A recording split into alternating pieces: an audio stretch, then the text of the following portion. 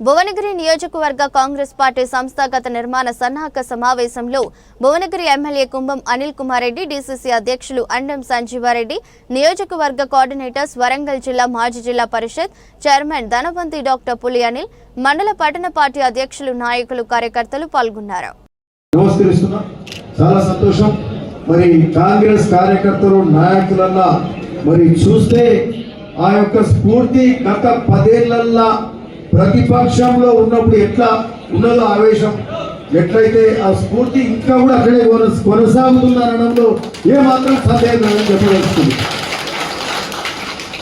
అయితే ఒకటి ఈరోజు గొప్ప విషయం ఏంటంటే భువనగిరి నియోజకవర్గం, భువనగిరి అసెంబ్లీ, ముఖ్యంగా నాడు భువనగిరి పార్లమెంట్ కోమటిరెడ్డి వెంకరెడ్డిని గెలిపించుకున్నామంటే ఈ భువనగిరి అసెంబ్లీ నుంచే, భువనగిరి అసెంబ్లీ కార్యకర్తలే అని చెప్పి అలా ఏమాత్రం సందేహం అని చెప్తున్నాం.